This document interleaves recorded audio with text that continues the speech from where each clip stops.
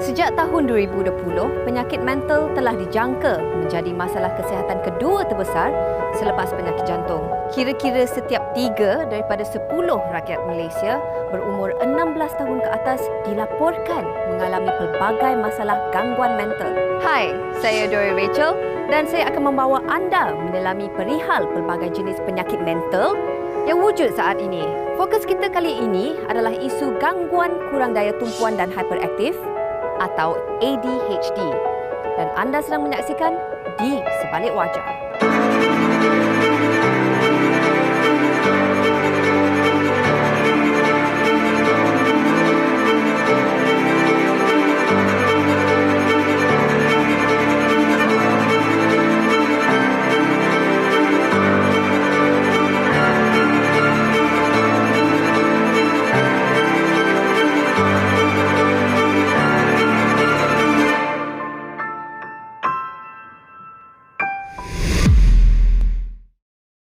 Adalah normal bagi semua kanak-kanak kadang-kala menghadapi kesukaran untuk duduk diam, menumpukan perhatian, menunggu giliran ataupun untuk mendengar dan mengikuti arahan. Walau bagaimanapun, sekiranya semua permasalahan ini semakin ketara, kerap berlaku serta berterusan, maka kanak-kanak itu berkemungkinan mengalami gangguan kurang daya tumpuan dan hyperaktif atau ADHD. Kanak-kanak dengan ADHD sukar untuk menumpukan perhatian dan mengawal tingkah laku impulsif mereka.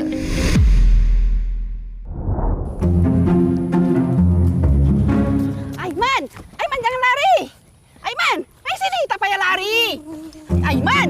Budak ni! Tolong adik-adik! Alah, Aiman ni selalu macam ni. Yelah, yelah. Aiman! Budak ni! Aiman, sinilah Aiman. Jangan lari! Aiman. Jom. Masuk.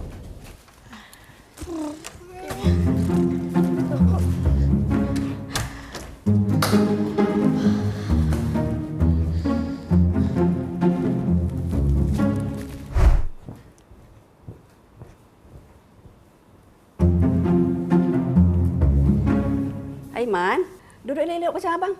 Aiman, duduk. Dengar sini Mak nak masak kat dapur. Abang, tengokkan adik. Alah, Asyik nak tengok adik je. Tengokkanlah kejap. Mak nak masak ni. Yelah. Tak makan kan? Ya. Adik, duduk elok-elok. Dengar tak? Okey, Mak masak kejap.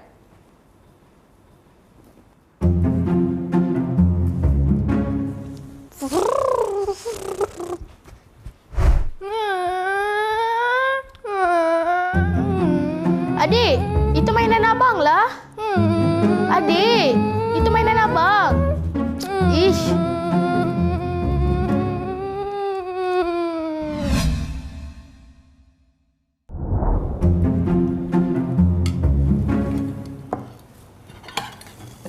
Aiman, kenapa selalu ambil nasi abang? Tunggulah Mak cedok untuk Aiman. Aiman lapar lah, nak makan dulu. Ish, selalu macam ni.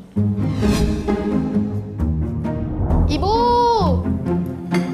Ibu!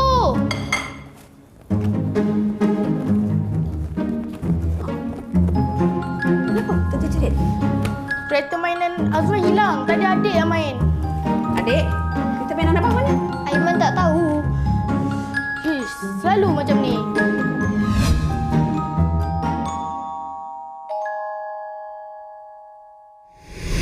ADHD adalah singkatan bagi Attention Deficit Hyperactivity Disorder atau apa yang kita sebut sebagai gangguan kurang daya tumpuan dan hyperaktif. Ia merupakan gangguan pada perkembangan dan aktiviti otak yang mengaruhi keupayaan fokus dan kawalan diri. ADHD juga merupakan kondisi kesihatan mental yang paling biasa dialami oleh kanak-kanak. Kita dengar apa kata pakar.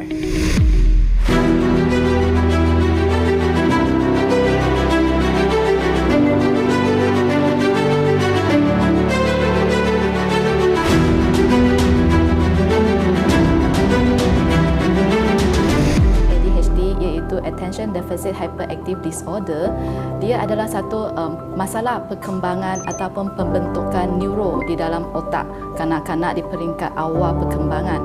So ini melibatkan dua main komponen di mana pertama ialah kurang daya tumpuan dan juga atau melingkungi hyperactivity ataupun impulsivity yang sangat-sangat ketara dan serius di awal perkembangan kanak-kanak. Kalau kita tengok daripada segi statistik, ADHD di seluruh dunia melingkungi 5.29%. Di Malaysia, kita mempunyai prevalence 1.6 hingga 4.6% kanak-kanak yang mendapat penyakit ADHD. Kanak-kanak yang mempunyai masalah ini, mereka tidak boleh menumpukan perhatian. Contohnya kalau dia nak buat kerja sekolah ataupun dia nak dalam kelas, dia tidak boleh tumpu perhatian. Dia punya attention span, dia punya focus span tu sangat kurang. Ada yang mungkin kurang daripada 5 minit. So mungkin dia boleh mulakan task yang diberi, mulakan buat homework, tapi dalam 5 minit dia dah start cari benda lain untuk main ke berborak dengan kawan.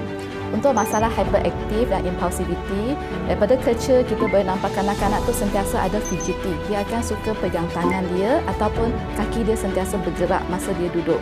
Untuk kanak-kanak yang primary school, kita akan nampak mereka tidak boleh duduk diam. Okay, kalau dalam kelas, mereka sentiasa kena keluar daripada kelas, pergi tandas. Okay, kalau kanak-kanak yang preschool, kita boleh nampak mereka sentiasa lari dalam rumah, panjat dan buat dalam aktiviti yang bahaya dan mereka tidak takut.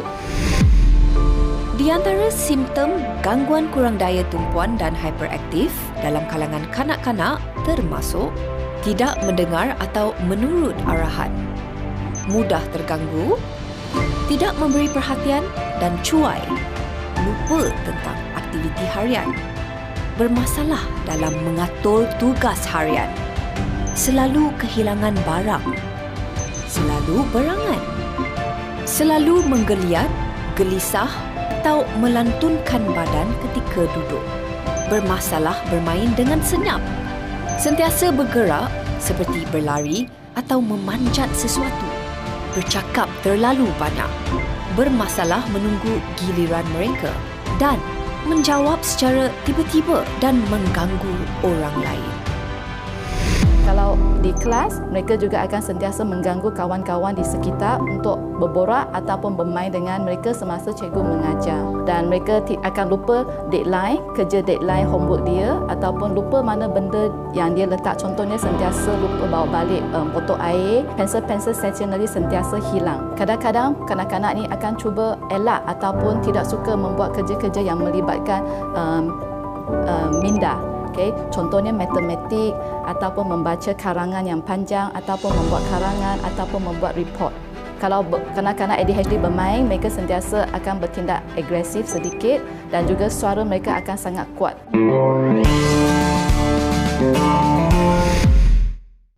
Penting untuk kita ketahui bahawa tidak semua kanak-kanak dengan masalah impulsif, tidak sabar, resah atau mudah terganggu itu mengalami ADHD. Akan tetapi, sekiranya semakin mereka membesar dan karakteristik ini tidak mereda, sebaliknya semakin ketara dan mula mencetus masalah di rumah, sekolah serta dengan kawan-kawan, maka ia mungkin kondisi ADHD. ADHD kebiasaannya didiagnosis ketika zaman kanak-kanak. Tetapi pada masa yang sama, simptom ADHD juga boleh gagal dikenal pasti sehingga melepasi zaman remaja dan dewasa.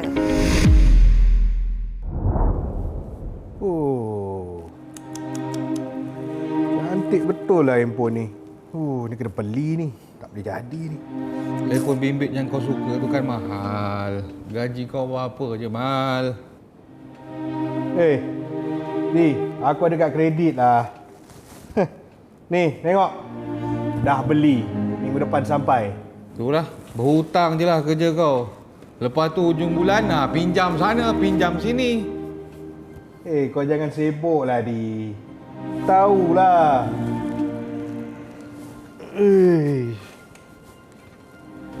Bosan betul lah hari ni. Tak tahu nak buat apa kita ni. Tak tahu nak buat apa? Ni kertas kerja yang mesyuarat nanti ni. Kau dah siapkan belum? Ni bising bos lagi, aku tak tahulah.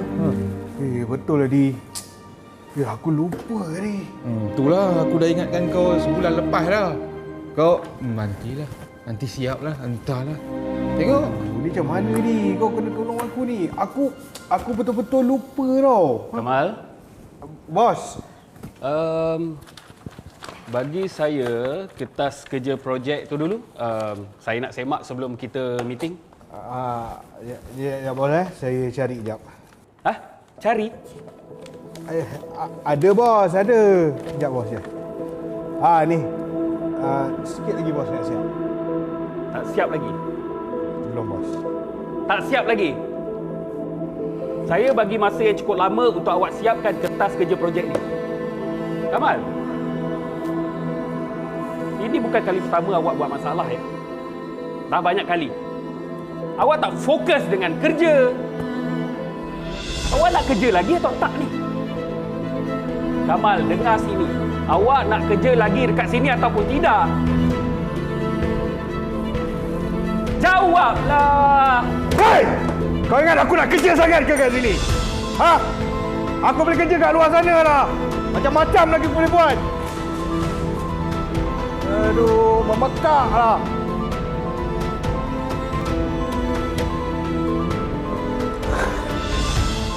Sikit-sikit nak bising. Sikit-sikit nak bising.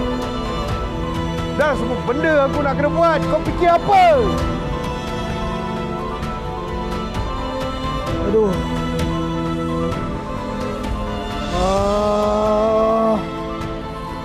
Apa yang aku buat ni?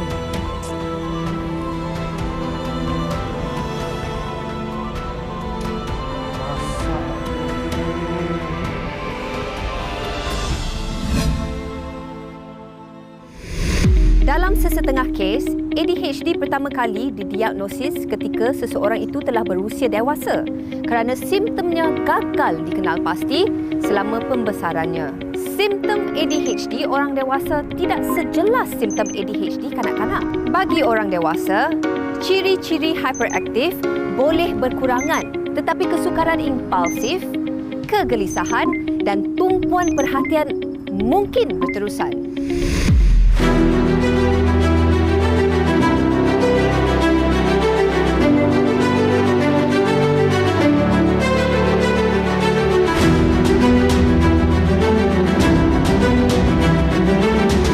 Budak-budak yang tidak dirawat, dia akan menjadi dewasa dan simptom dia akan sambung pada masa dewasa. Seorang adult yang ada ADHD, dia akan rasa susah nak habiskan kerja. Kalau kita bagi dia kerja, satu kerja saja. Mungkin kalau dia multitask, dia akan rasa susah, lambat habis kerja, susah nak prioritize kerja, tangguhkan kerja, tapi boleh buat kerja, just lambat. Simptom lain mungkin penyalahgunaan dadah ke atau alkohol ke untuk kita panggil self-medicate. Sebab susah nak kerja, susah nak buat ni, dia banyak fikir ke, dia akan guna benda-benda ni untuk self-medicate. Pesakit ADHD mungkin impulsif, mungkin tindakan dia kurang bijak, dia tak fikir dan buat kerja tu. Misalnya shopping, tiba-tiba beli barang yang banyak. Dan juga impulsivity ialah lebih kepada kontrol emosi. So mereka mungkin akan cepat marah, susah nak kontrol emosi. Dewasa yang mempunyai ADHD akan cenderung untuk masuk kerja lewat sebab time management mereka kurang baik. Memang ada 40 hingga 50% risiko kanak-kanak yang mempunyai masalah ADHD akan dibawa ke usia dewasa kalau mereka tidak mendapat rawatan awal. Di antara simptom gangguan kurang daya tumpuan dan hyperaktif dalam kalangan orang dewasa termasuk sering terlewat atau terlupa sesuatu perkara, sering kegelisahan, kurang keyakinan diri, bermasalah di tempat kerja, tingkah laku impulsif, bermasalah mengawal kemarahan, penyalahgunaan bahan atau ketagihan, bermasalah untuk kekal teratur, sering menunda atau melengahkan sesuatu tugasan, mudah kecewa dan kerap bosan, bermasalah menumpukan perhatian semasa membaca dan bermasalah dalam perhubungan. Individu yang mengalami ADHD berdepan dengan pelbagai kesukaran dalam kehidupan. Mereka bergelut dengan pencapaian akademik, kerjaya dan kesejahteraan perhubungan. Mereka seringkali mempunyai keyakinan atau harga diri yang rendah.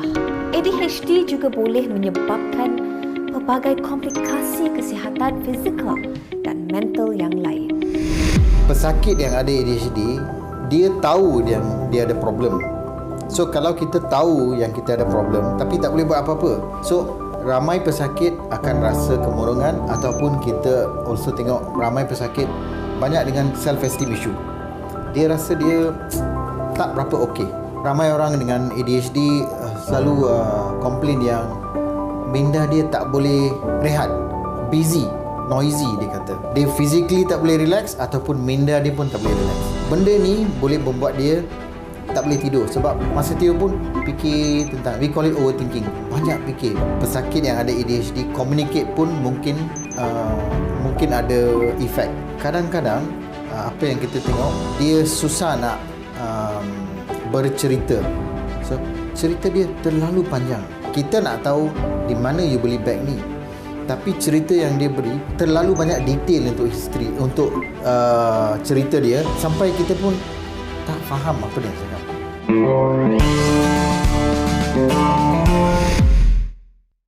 Apakah punca berlakunya gangguan kurang daya tumpuan dan hyperaktif atau ADHD? Punca pencetus perbezaan otak pada individu yang mengalami ADHD masih belum dikenal pasti secara jelas. Walau bagaimanapun, terdapat beberapa faktor yang dipercayai menyumbang kepada risiko ADHD. Misalnya seperti genetik, persekitaran dan kecederaan otak. Kita teruskan dengan penjelasan pakar. Kita boleh tengok daripada beberapa segi. Yang pertama ialah daripada segi perkembangan otak yang kita namakan genetik. Dikatakan kalau keluarga ataupun siapa-siapa yang blood related ada masalah ADHD ataupun didiagnos ADHD, maksudnya 76% ahli keluarga yang lain juga ada risiko untuk mendapat penyakit ADHD. Selain itu, kita kena tengok kalau ibu yang sebelum mengandung memang didiagnos dengan penyakit kencing manis ataupun semasa mengandung tu didiagnos dengan penyakit gestational diabetes mellitus, juga mempunyai risiko tinggi untuk mendapat anak ADHD. Kalau ibu masa mengandung menggunakan bahan-bahan seperti alkohol, dadah dan merokok, juga menyumbang kepada risiko yang tinggi untuk mendapat anak ADHD. Kanak-kanak yang mempunyai traumatic brain injury, contohnya kecederaan di otak, jatuh ataupun ada epilepsi semasa kecil, juga akan ada risiko tinggi untuk mendapat penyakit ADHD. Untuk kanak-kanak preschool, usia dia kurang daripada 5 tahun ke bawah dan mereka menggunakan gadget lebih daripada 2 jam sehari, juga mempunyai risiko yang tinggi untuk mendapat penyakit ADHD. Faktor-faktor risiko bagi gangguan kurang daya tumpuan dan hyperaktif termasuk faktor genetik. ADHD cenderung diwarisi dalam keluarga. Faktor kurang nutrisi, jangkitan, merokok, minum arak dan penyalahgunaan bahan semasa kehamilan boleh mempengaruhi perkembangan otak bayi. Dan faktor kecederaan otak atau gangguan otak. Kerosakan pada bahagian depan otak yang disebut lobus frontal boleh menyebabkan masalah mengawal impuls dan emosi. Gangguan kurang daya tumpuan dan hyperaktif atau ADHD telah menjejaskan kesejahteraan berjuta kanak-kanak di seluruh dunia. Pada masa yang sama, fenomena ADHD dalam kalangan orang dewasa juga telah mula mendapat perhatian ramai. Sekiranya ibu bapa menyedari tanda-tanda ADHD pada anak mereka, langkah pertama yang perlu dilakukan adalah dengan mendapatkan diagnosis daripada pakar kesihatan secepat mungkin. Doktor-doktor pakar psikiatri akan mendiagnos ADHD dengan satu ialah history taking, yang kedua ialah clinical assessment. So history taking ialah kita akan menemui parents, ibu bapa dan juga penjaga yang menjaga kanak-kanak tersebut untuk mentahu bagaimana aktiviti harian tingkah laku di rumah dan daya tumpuan. Kita juga akan mendapat laporan daripada guru-guru kelas yang mengajar supaya kita tahu bagaimana keadaan kanak-kanak itu di sekolah semasa belajar. Dan untuk yang clinical assessment, kita akan memerhatikan bagaimana kanak-kanak itu berada di dalam bilik konsultasi. Sama ada dia berlari ataupun dia duduk diam, kita akan bagi dia task untuk buat di dalam bilik konsultasi, sama ada dia boleh fokus ataupun dia tak boleh, dia restless, dan juga bagaimana cara komunikasi kanak-kanak dengan ibu bapa dan juga dengan doktor. Walaupun rawatan tidak dapat memulihkan ADHD sepenuhnya, namun ia boleh membantu menangani simptom ADHD dengan efektif. Rawatan bagi ADHD kebiasaannya melibatkan kombinasi ubat-ubatan dan pelbagai intervensi tingkah laku. Diagnosis awal dan rawatan boleh membawa perubahan besar yang positif dalam kehidupan individu yang mengalami ADHD. Rawatan ADHD kita terbagi pada dua. Satu ialah menggunakan obat panggil farmakologi terapi. Satu lagi ialah tanpa tidak menggunakan obat. Untuk bahagian yang menggunakan obat, kita akan memberi obat kepada kanak-kanak yang umur 6 tahun dan ke atas yang mempunyai ADHD, tanda-tanda ADHD yang sangat ketara, sangat serius, untuk supaya dia boleh belajar di masa dia masuk darjah 1, supaya tumpuan dia jadi lebih elok dan juga dia tidak hyperaktif di dalam kelas, tidak mengganggu pembelajaran dalam kelas. Obat dia terbagi pada dua lah, satu ialah stimulan, satu ialah non-stimulan. Untuk yang non-farmakologi, yang pertama ialah occupational therapy, iaitu cara kerja, untuk mengajar budak tu how to organize dia punya task dan juga macam mana improve dia punya attention. Yang kedua ialah psychological intervention. Kita akan ajar kanak-kanak macam mana nak ada relaxation technique. Kita akan ajar macam mana stress management juga. Untuk remaja yang mempunyai masalah, contohnya kemurungan dan juga kegelisahan, kita juga akan ajar dia cognitive behavioral therapy untuk meningkatkan dia punya self confidence. Nasihat saya ialah kalau merasa kanak-kanak atau anak anda mengalami simptom-simptom ADHD, kalaupun tak pasti, lebih baik jumpa doktor. Kita boleh discuss kalau benda ni memang ADHD ke ataupun benda lain ataupun just budak-budak yang biasa saja. Penyakit mental boleh berlaku kepada sesiapa sahaja tanpa mengira usia, jantina atau status kehidupan. Kita perlu meningkatkan kesedaran diri dengan pengetahuan dan seterusnya mengikis stigma serta diskriminasi yang masih wujud perihal penyakit mental. Saya Dora Rachel, hos anda dalam Di Sebalik Wajah.